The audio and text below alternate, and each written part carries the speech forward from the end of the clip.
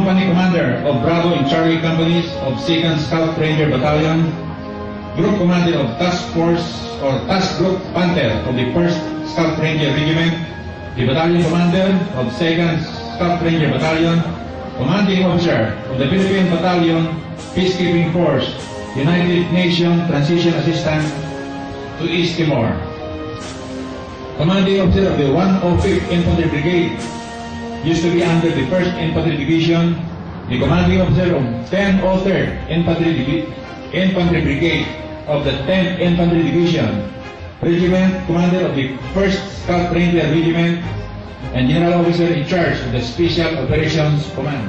His professional competence and excellent leadership certainly earned him the respect and admiration of his men, colleagues, and superiors. He was born on 07 February 1958 in Tuguegarao, Cagayan.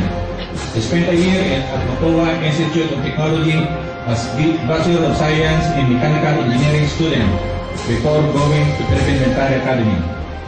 He is happily married to a local lady, the former Miss Lorna Patinawan of Causwagan, Lanao del Norte, and the reunion is blessed with 4 daughters, Suan, Caroline, Megan, and Maria Alexis. So friends, ladies and gentlemen, our guest of honor is speaker today, the Commander of the 1st Infantry Tabac Division, Brigadier General Noel Abreu Cobales, Armed Forces of the Philippines.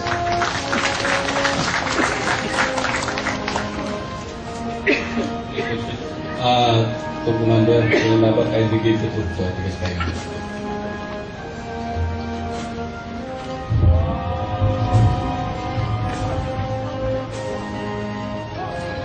Also, the commander of the 2nd Mechanized Infantry Mechanized Brigade, who actually handle the operational activities of the 2 outgoing 4th IB and incoming 3rd Light Battalion.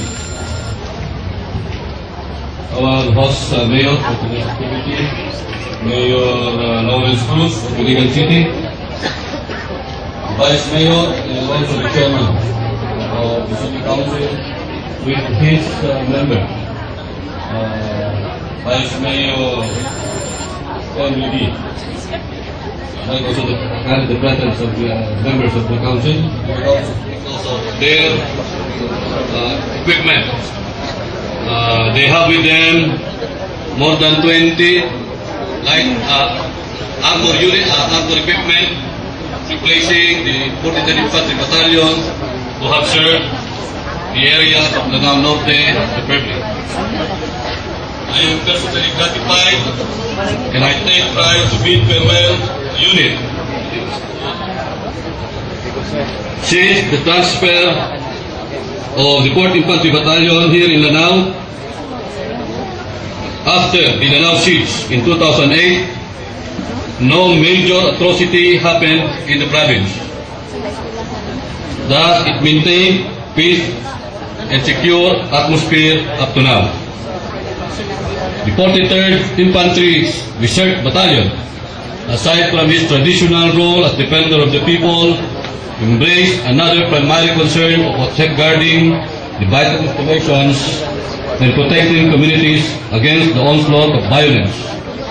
I believe that this unit has primarily delivered a proactive response to the prevailing combat and civil military operational needs of the 1st Infantry Division and the people of Lanao. Palakpakan po natin ang 43rd Infantry Battalion, pamumuno ni Lieutenant Colonel Angel Gadoan. Sa mga membro ng 43rd Infantry Battalion, sa inyong pagbabalik sa lugar ng Samar, doon kayo babalik sa inyong mother unit. Baulin ninyo ang pasasalamat ng mga taga Lanao Norte at ng mga tabak troopers ng 1st Infantry Division. I would rather say that you have to continue the support that you have given to your armed forces, particularly the Patabak troopers, the infantry battalions and the mechanized battalions, units in your area. I, Madalang Infantry General Staff for Philippine Army, Battalion Commander, 43rd Infantry Battalion, Philippine Army, Armed Forces of the Philippines, Captain Felix Juarez, Liban City, for having generously given his unwavering support in the spirit of partnership with gratitude in particular for ensuring peace and security during the MIOF Peace Negotiating Panels Dialogue Series with the non-moral sectors relative to the GPH-MIOF Peace Talks held in the Colonel Angel I. Madarang, 43rd IDA Infantry Division, Philippine Army, for his immense dedication and top-caliber performance in maintaining the peace and order in Iligan City. This commendation is given so that he may continue his selfless and noble service to the Filipino people, given this 11th day of July 2011 at Iligan City, Philippines, signed Lawrence Hughes Cruz, City Mayor. May we request the Mayor of the City of Iligan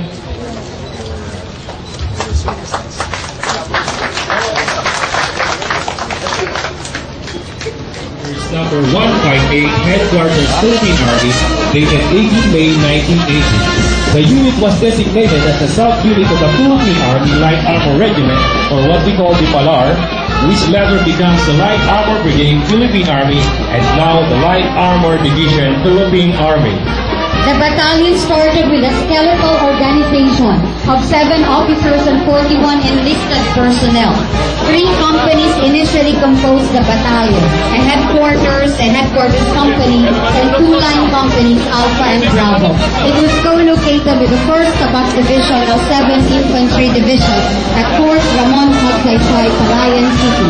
Lieutenant Colonel Bartelio T. Aligato was named as The lead unit and designated as Chief of Staff of Light Armor Division Philippine Army, pursuant to paragraph 1 Special Order number 36 Headquarters Light Armor Division Philippine Army, dated 7 June 2010, and Dr. Mario Jacob Well, the executive officer of the battalion, came over and designated as the acting commanding officer of the battalion.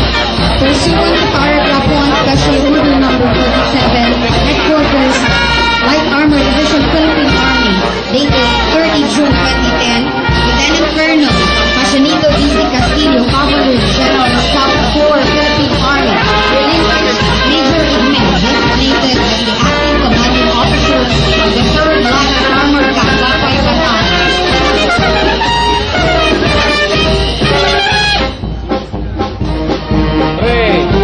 The 43rd Infantry Research Battalion, 8th Infantry Division Philippine Army, traces its humble beginnings in the central plain of Luzon, where it started with 2 rifle companies. It was later organized as Provincial Battalion in 1676 and was made a component of the 1st Infantry Tabak Division Philippine Army, located in Fort Magsaysay, Palayan City.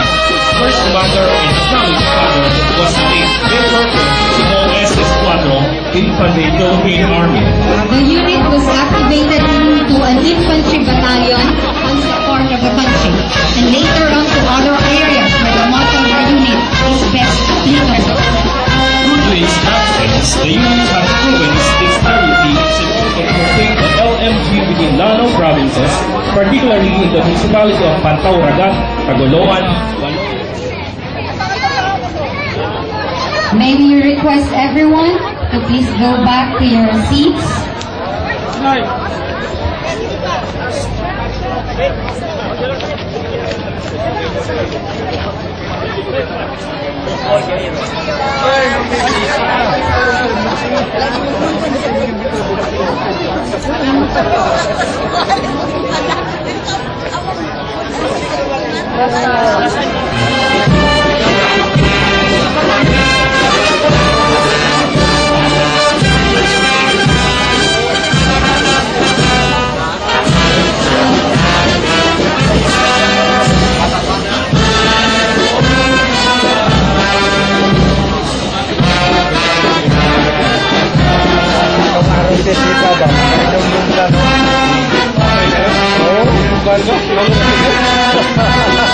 Oh, ang color wailoy kayo.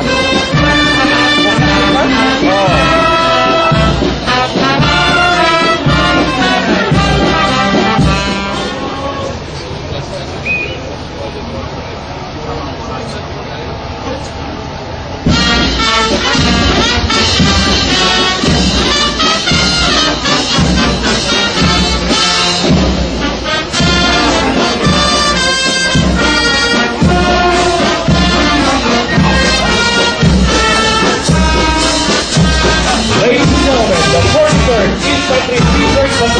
personnel, led by their battalion commander, Lieutenant Colonel Angel I. Madalang.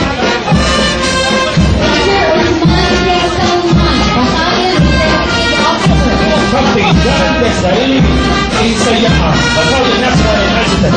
First Lieutenant Robert Ochoa, Battalion S2. First Lieutenant Marlon C. Hawul, Battalion S3. First Lieutenant Joyner D. Gaston, Battalion S4. First Lieutenant Jerome Baharti, Battalion S7. Second Lieutenant Freddy Don, Battalion RSO. First Lieutenant Christopher de la Cruz, Headquarters Commandant. Second Lieutenant Hannibal Magdan, Platoon Leader. Alpha Company Commander, First Lieutenant Fernando Quinterin. Second Lieutenant Modesto N. Ferrero, Alpha Company Executive Officer. Bravo Company Commander, First Lieutenant Jane R. Labarca. First Lieutenant Ferdinand F. Del Serrato, Battalion Executive Officer.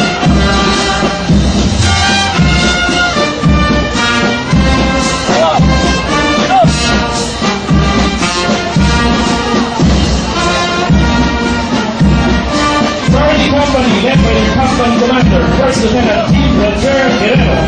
Charlie Company Executive Officer, First Lieutenant Dimitri Luna. Second Lieutenant Roger Pavita, Charlie Company Platoon Leader. Ladies and gentlemen, please give a round of applause to the 43rd Infantry Resource Battalion.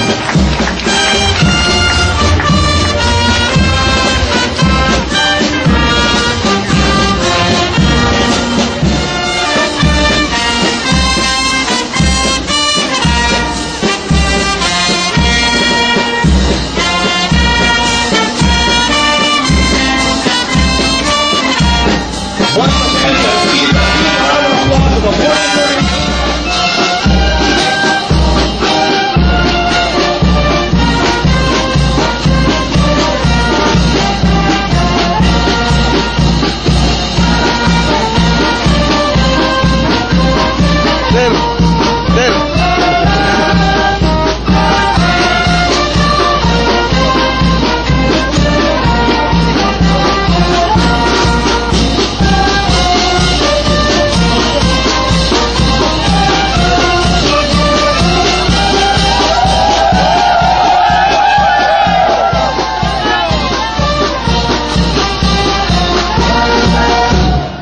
That ends our ceremony. Daghang salamat o mabuhay tayong lahat. May we invite each and everyone for a little fight to be held at the Passengers Terminal. Thank you.